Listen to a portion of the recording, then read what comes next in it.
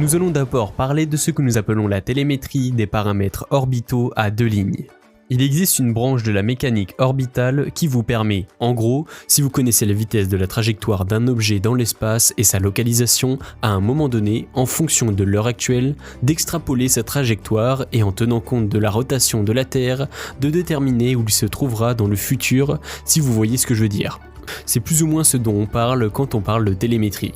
C'est en fait une façon de prédire la localisation future de la station spatiale en fonction d'une trajectoire et d'une vitesse connue et de l'endroit où elle se trouve à un moment donné. Nous appelons cela la télémétrie des paramètres orbitaux à deux lignes. Elle est publiée en ligne par le NORAD, le commandement de la défense aérospatiale de l'Amérique du Nord. C'est l'acronyme du NORAD, il me semble. Leur mission est de suivre tous les objets en orbite et de publier les paramètres orbitaux à deux lignes de chaque objet. Vous pouvez consulter le site de Celeste Track. Vous avez cette longue liste avec un charabia de nombres. En gros, chaque série de 3 lignes vous donne la télémétrie d'un objet dans l'espace. L'ISS est généralement toujours en tête de liste, parce que c'est le plus important. Chaque nombre a une signification différente. Revenez sur la page Wikipédia et faites défiler vers le bas, puis cliquez sur paragraphe, format, ici. Vous trouverez ce à quoi correspondent les nombres de chaque ligne. Vous avez la ligne de titre qui vous donne généralement le nom, ISS Zarya. Ensuite, vous avez tous ces autres champs ci-dessous, qui correspondent à plusieurs éléments comme l'identifiant, l'époque, le temps sidéral, etc. Ensuite, vous avez la ligne 2, qui vous donne le numéro du satellite, l'inclinaison, l'excentricité de l'orbite, etc. C'est niveau universitaire, alors que vous faites un projet d'école secondaire. Vos élèves n'ont pas besoin de tout comprendre, mais ils peuvent utiliser et se servir des résultats mathématiques. Nous allons vous montrer comment coder pour calculer la localisation de l'ISS. Mais avant, je voudrais vous montrer quelques éléments concernant l'orbite de l'ISS. Ce site est assez sympa parce qu'il contient des illustrations qui montrent comment fonctionne l'orbite de l'ISS. Je vais descendre ici. Vous n'avez pas besoin de lire tout ça. Je veux juste vous montrer quelques images. Voilà. C'est celle-ci. L'inclinaison de l'orbite de l'ISS par rapport à la Terre par rapport à l'équateur est de 51,6 degrés. Cette ligne pointillée correspond à la navette spatiale et celle-ci à la station spatiale. Une inclinaison de 51,6 degrés signifie que la surface du globe que vous couvrez se situe entre 51,6 degrés au-dessus de l'équateur et 51,6 degrés en dessous de l'équateur. Cette ligne rouge représente l'extrémité nord et celle-ci l'extrémité sud de la zone couverte par l'ISS.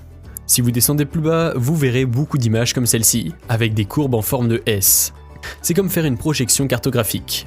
Vous voyez que cette ligne-là, au sommet des courbes, se trouve à 51,6 degrés au nord, et cette ligne-là, où les courbes remontent, à 51,6 degrés au sud. Si vous essayez d'étudier quelque chose qui se trouve en dehors de cette zone avec un satellite d'observation de la Terre, vous n'y arriverez pas. Parce que vous ne le verrez pas sur l'image. La caméra va pointer directement vers la Terre. Voici une image qui l'illustre bien. Vous voyez, au fur et à mesure que la Terre tourne, chaque orbite va couvrir une trajectoire différente. Quand la Terre tourne, vous voyez que la zone couverte change légèrement à chaque fois, mais que l'ISS ne va jamais plus au nord que ce point. Par exemple, si vous vouliez étudier quelque chose au pôle Nord ou au Groenland par exemple, vous ne pourrez jamais survoler cette zone. Il en va de même pour l'hémisphère sud. Il est important d'expliquer cela aux élèves, afin qu'ils connaissent les limites de ce qu'ils pourront voir dans les images que vous récupérez. N'oubliez pas non plus que vous avez que 3 heures, donc vous n'aurez que 2 orbites, soit 2 de ces courbes. Vous allez en avoir une là-haut et une autre à côté. Vous ne pourrez pas voir toutes les surfaces terrestres, il faut y penser. Par exemple, si vous voulez des images de l'Europe issues de l'observation de la Terre, il se peut que votre orbite ne passe pas du tout par l'Europe. Vos 2 orbites ne couvrent pas du tout l'Europe. Choisissez d'autres cibles sur lesquelles vous pourriez travailler. Bon, vous n'avez pas besoin de lire tout cela. Je voulais juste vous montrer ces images parce qu'elles illustrent très bien mes propos. Pour utiliser ces informations dans Python, il faut installer un module appelé Ephemeris. Nous allons revenir à ce terminal. Tout d'abord, nous allons taper sudo pip3 pour installer des modules Python pour Python 3. Je tape install fm et je l'exécute. Cela va lancer une compilation de code. Ça devrait prendre quelques minutes. Ici, cette partie Linux ou des choses comme ça est en train de compiler du code. Ne vous préoccupez pas de ce que ça veut dire, laissez-le s'exécuter. Il est en train de compiler du code binaire pour rendre tout ça rapide et efficace. Une grande partie du code dont il dépend n'est pas écrit en Python. Il est écrit en C et C++. Et c'est pourquoi nous devons le compiler en binaire, parce que Python est un langage interprété, alors que C et C++ sont des langages compilés. Il faut juste attendre que ça se termine. Ça prendra quelques instants. Si tout se passe bien, il n'y aura pas d'erreur à la fin, ce qui serait gênant. Je suis confiant. Ah oui, tout va bien. Très bien. Ensuite, vous pouvez taper PIP3 Show FM et vous devriez voir la version 3.7.6.0. Voilà, c'est la version que vous devez avoir parce que c'est celle de la station spatiale. Très bien. Je vais écrire un code qui va vous donner la latitude et la longitude de l'ISS grâce à ces chiffres. Ce que vous pouvez faire à la maison en attendant, c'est d'aller sur ce site qui permet de suivre l'ISS et qui vous donnera sa localisation. Une fois que c'est chargé, vous pouvez voir la limite jour-nuit. Il vous donne l'orbite actuelle et l'orbite suivante, je crois. Et les nombres qui nous intéressent sont ici. La longitude qui est de 102 et la latitude qui est de 10.141. Ce sont les chiffres que nous allons calculer grâce au programme que je vais vous montrer maintenant, qui vous donne l'emplacement terrestre que l'ISS survolait à cet instant précis.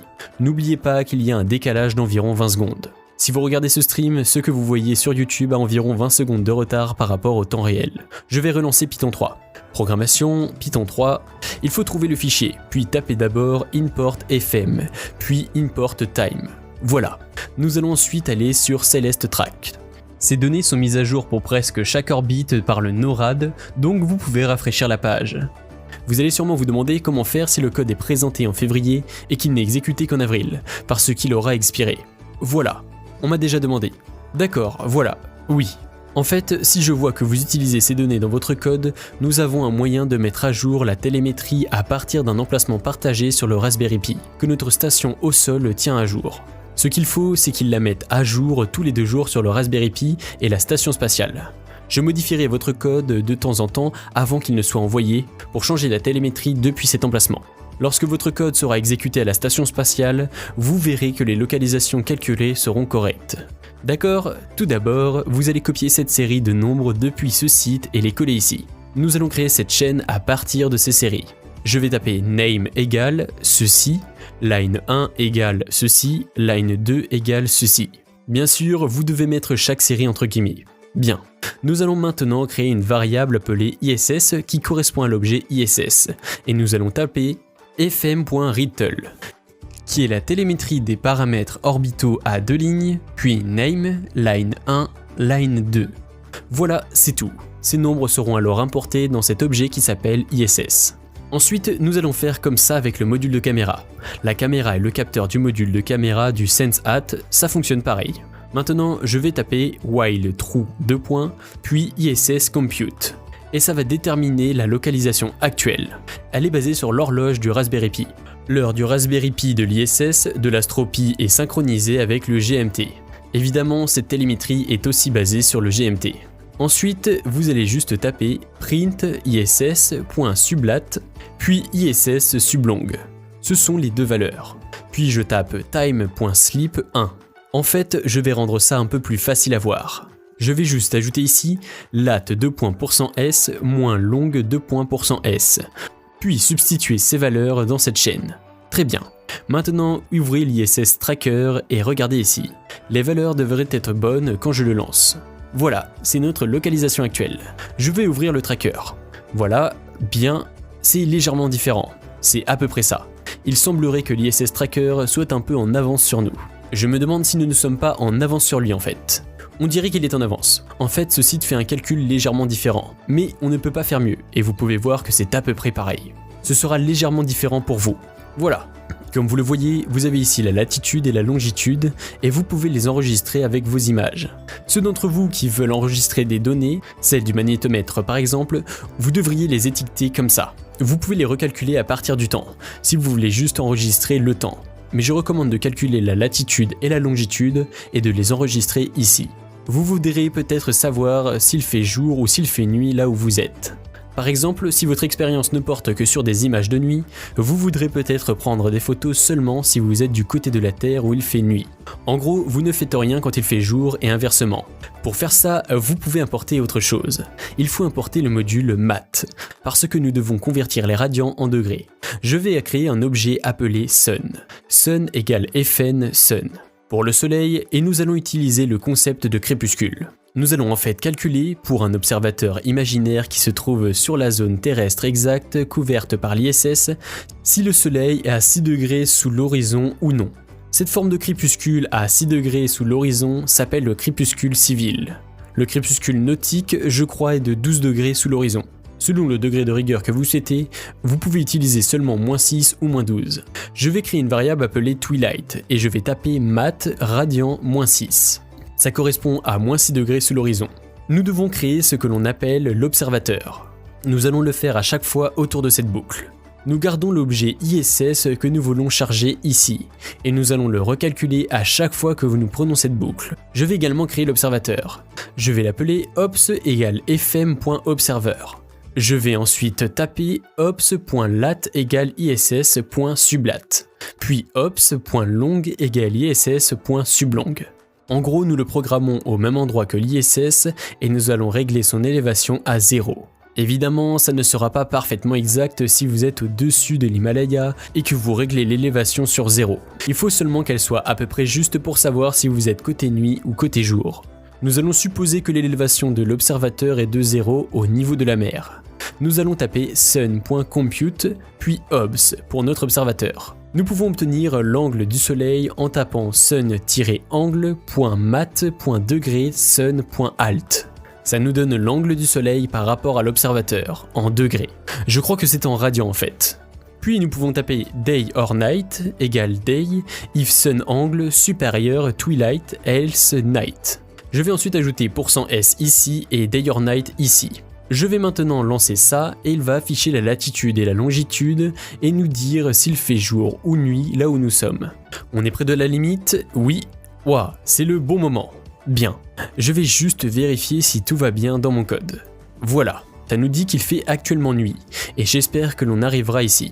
Ça pourrait prendre quelques minutes. Nous devrions voir afficher day au moment où la station traverse la limite jour-nuit. Quelle est la taille de la carte SD? Quelle est la capacité de la carte SD entre les pis? Elle fait 32 Go pour l'instant, donc la plupart de sa capacité peut être utilisée. Voilà, on devrait bientôt voir apparaître day. Et voilà,